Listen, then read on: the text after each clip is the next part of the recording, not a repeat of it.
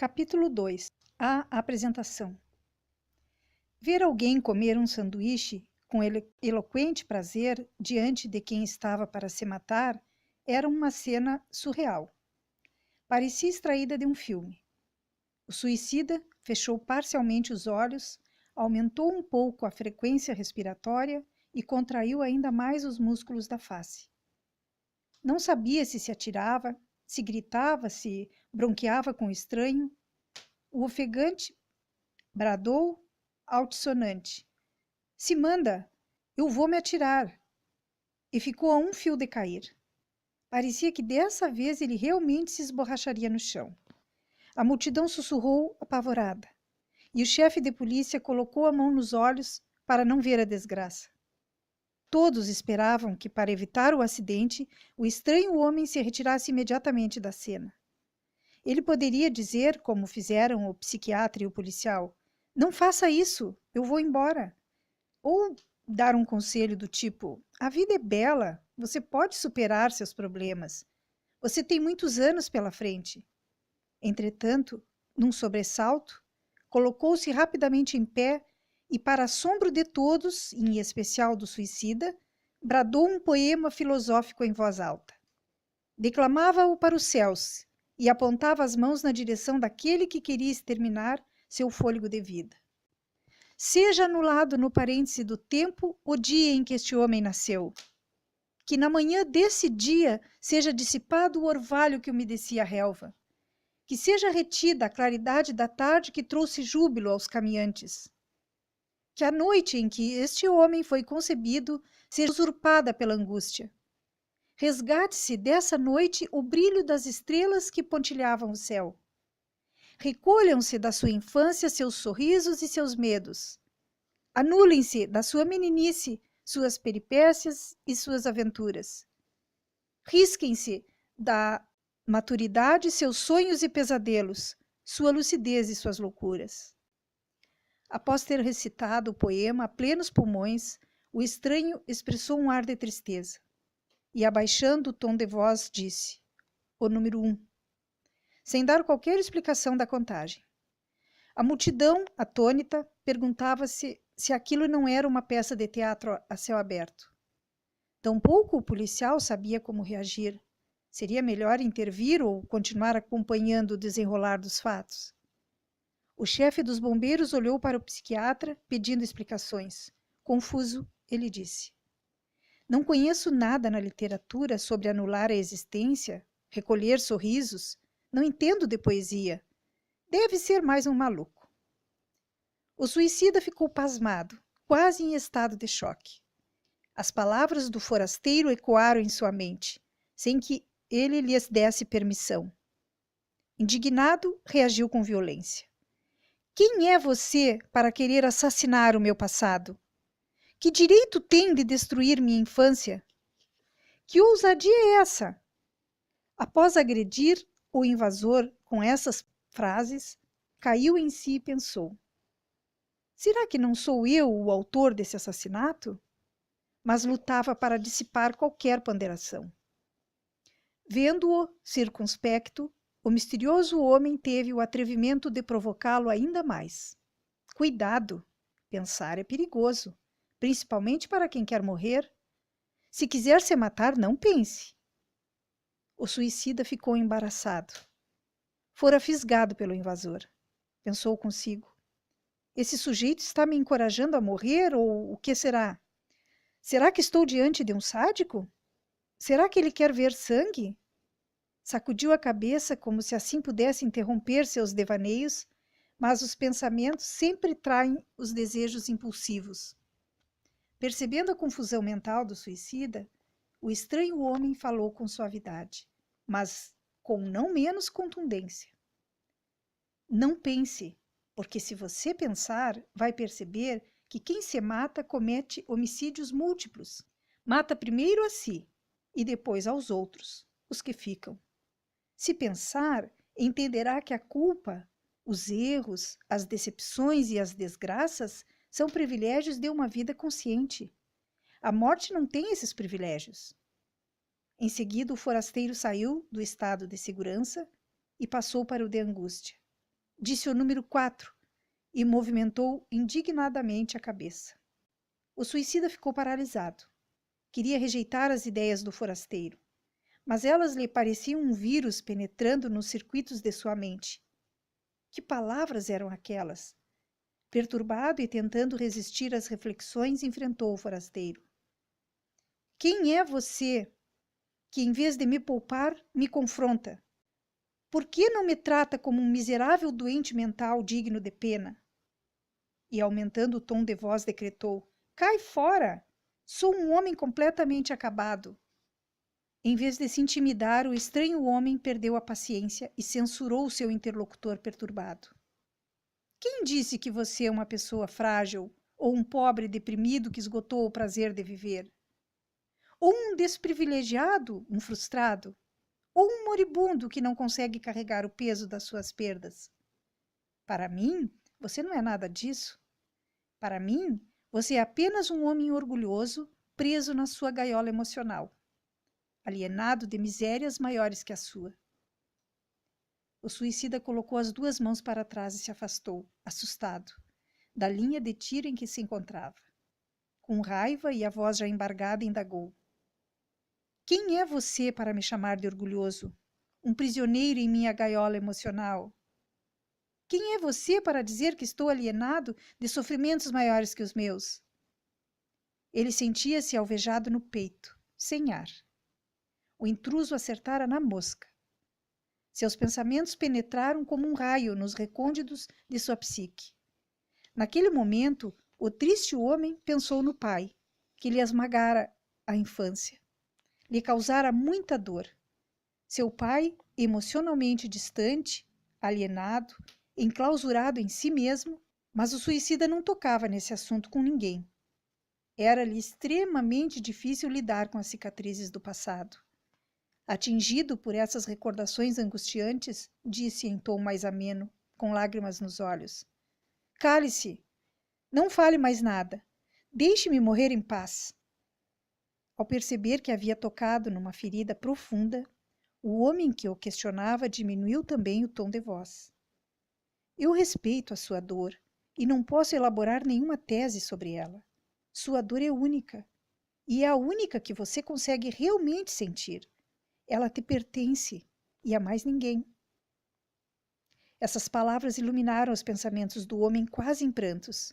Ele entendeu que ninguém pode julgar a dor dos outros. Compreendeu que a dor de seu pai era única e, portanto, não poderia ser sentida ou avaliada por mais ninguém, a não ser por ele mesmo. Sempre condenara veementemente seu pai, mas começou a vê-lo pela primeira vez com outros olhos. Nesse instante, para sua surpresa, o intruso lhe teceu algumas palavras que era difícil dizer se eram elogios ou críticas.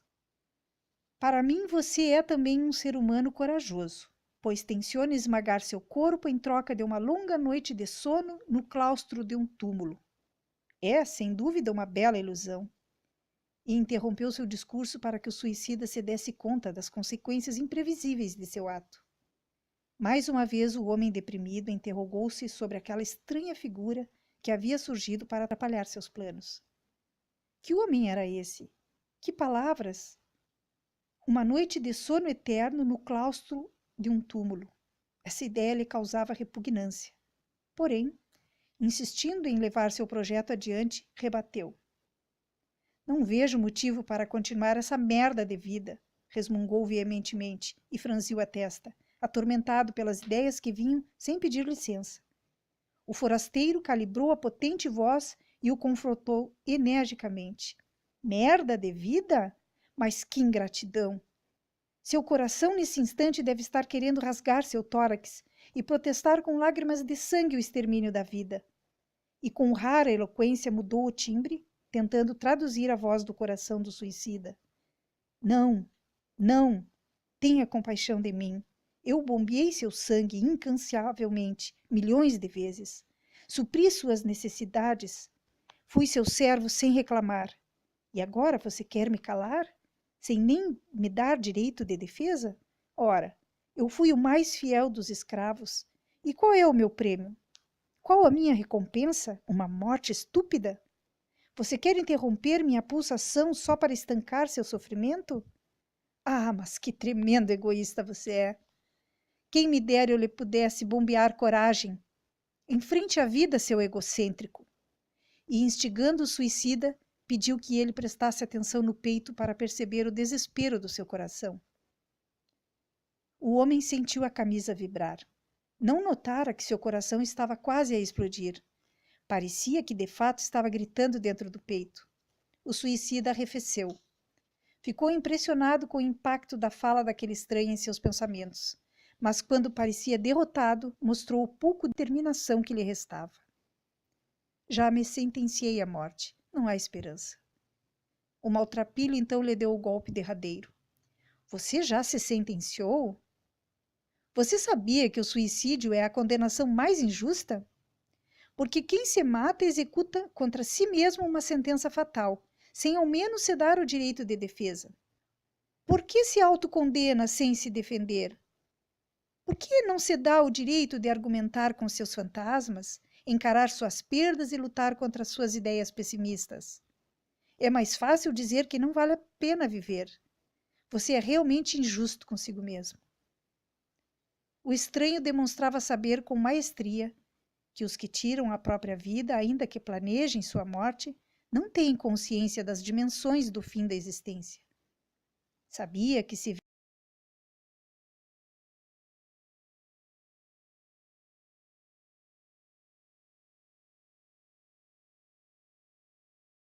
vissem o desespero dos íntimos e as consequências indecifráveis do suicídio, voltariam atrás e se defenderiam.